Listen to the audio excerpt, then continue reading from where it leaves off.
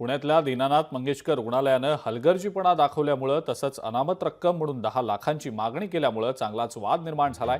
या प्रकरणातील डॉक्टर सुश्रुत घैसास यांनी राजीनामा दिलेला आहे।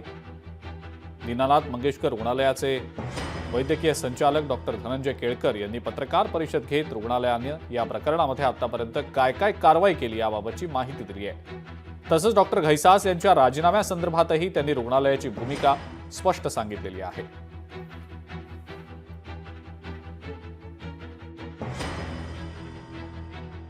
गेल्या काही दिवसातील सामाजिक प्रक्षोभामुळे आपण अत्यंत दडपणाखाली वावरत आहोत हे त्यांनी नमूद केले। धमक्यांचे फोन, समाज माध्यमांवर होणारी कठोर टीका व सामाजिक संघर्षग्रस्त तणावाचे वातावरण हे त्यांच्या स्वतःच्या सहन करण्याच्या पलीकडचे आहे व त्यांचा त्यांच्या आत्ताच्या रुग्णांच्या ट्रीटमेंटवर सुद्धा परिणाम होईल अशी त्यांना भीती वाटत आहे। या परिस्थितीमध्ये त्यांच्या वैद्यकीय विषयावर पुरेशा प्रमाणावर लक्ष केंद्रित करू शकत नाहीत, रात्री झोपू तर शकतच नाहीत।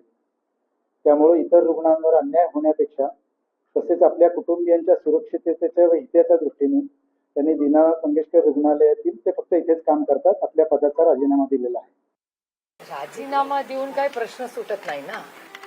राजीनामा दिला त्याच्यात काय, म्हणजे आम्हाला राजीनामा नकोय, आम्हाला ऍक्शन पाहिजे सरकारकडून। आमची अपेक्षा आहे की तातडीने पटकन त्याचा अहवाल आलेला आहे, त्याच्यात हॉस्पिटलची चूक आहे हे म्हणजे समोरच दिसतंय आणि त्याच्यामुळे पूर्णपणे त्यांच्यावर केस ही झालीच पाहिजे आणि ती 24 तासाच्या आत ऍक्शन आम्हाला या डॉक्टर आणि त्या सगळ्या ज्या लोकांमुळे ही हत्या झालेली आहे त्यांच्यावर झाली पाहिजे।